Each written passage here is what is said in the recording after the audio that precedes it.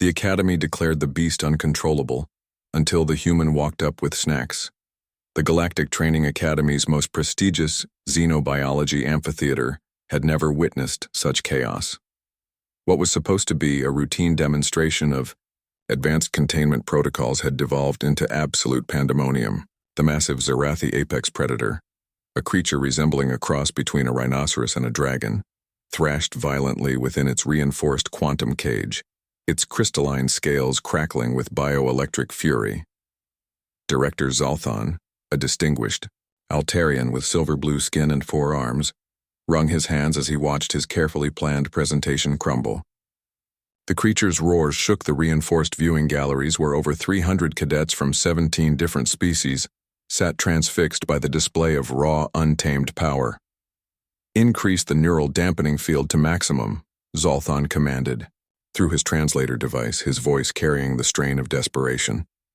Chief Engineer Vextar, a mechanical Signarian, manipulated the holographic controls with rapid precision. "Neural dampeners at maximum, Director.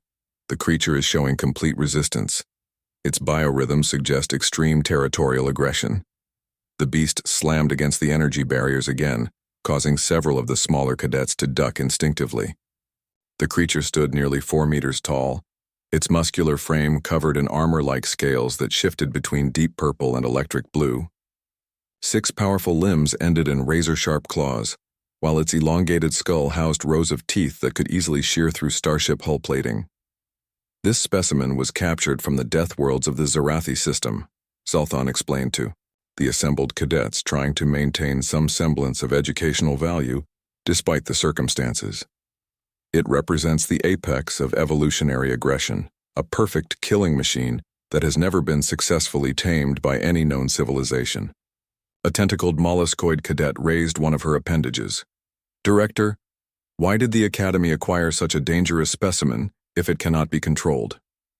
Before Zolthon could answer, the containment field flickered ominously. Emergency klaxons began wailing throughout the facility. "Sir?" Vextar's mechanical voice carried new urgency. "The creature's bioelectric discharges are interfering with our containment matrix. Field integrity is down to 67% and falling." The beast seemed to sense the weakening barriers. Its attacks became more focused, more calculated. Intelligence gleamed in its multifaceted eyes as it studied the energy patterns of its prison. "Evacuate the lower galleries," Zolthon ordered. "Implement Protocol 7 immediately." As Academy security began herding nervous cadets toward the exits, a lone figure moved against the flow of evacuation.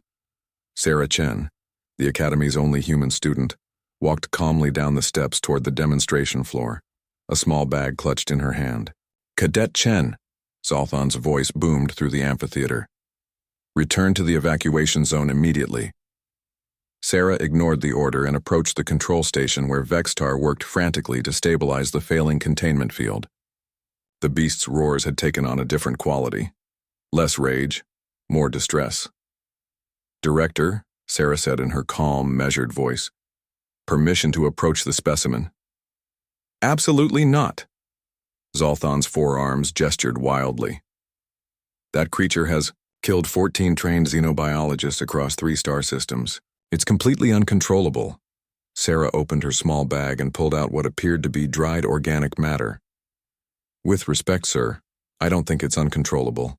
I think it's homesick and hungry." The assembled faculty stared at her in disbelief. Even the cadets who hadn't yet evacuated paused to listen. "During my research on Zarathi death worlds," Sarah continued, "I discovered these creatures are actually highly social pack animals. This one has been isolated from its family group for months. In human terms, it's having what we call a panic attack."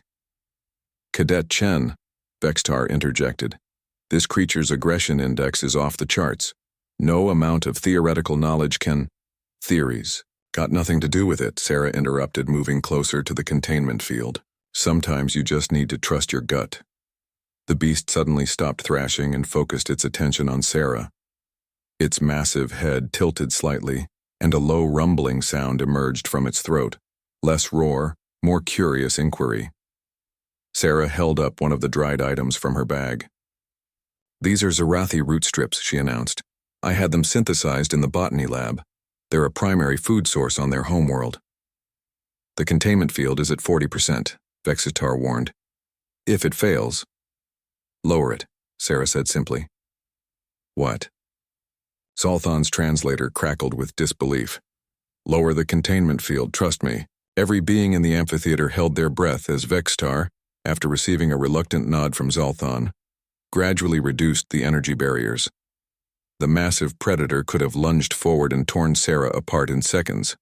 Instead, it sat down. Sarah slowly extended her hand, offering the root strip.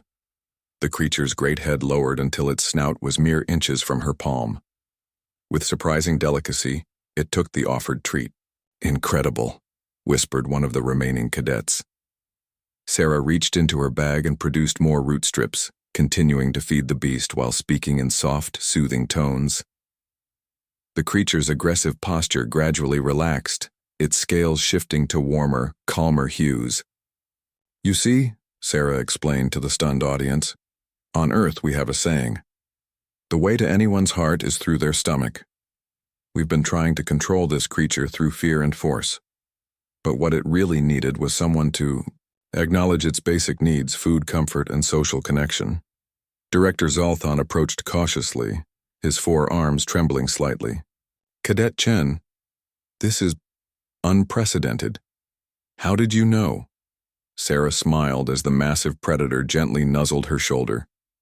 Because isolation and fear make any creature dangerous. But kindness and understanding, that's universal. The beast, now, calm and content, settled down beside Sarah like an enormous deadly pet. Its rumbling had taken on the quality of what could only be described as a purr. Perhaps, Zolthan said quietly, it's time we revised our xenobiology curriculum to include more human perspectives on interspecies relations. As word spread throughout the academy about the human who had tamed the untamable beast with nothing more than snacks and empathy, Sarah Chen became something of a legend. But to her, it was just common sense. Sometimes the most complex problems had the simplest solutions. After all, everyone got cranky when they were hungry and lonely, even apex predators from death worlds. The Academy's most dangerous creature had become its most beloved, all because one human had the wisdom to offer friendship instead of force. It was a lesson that would reshape interspecies diplomacy across the galaxy for generations to come.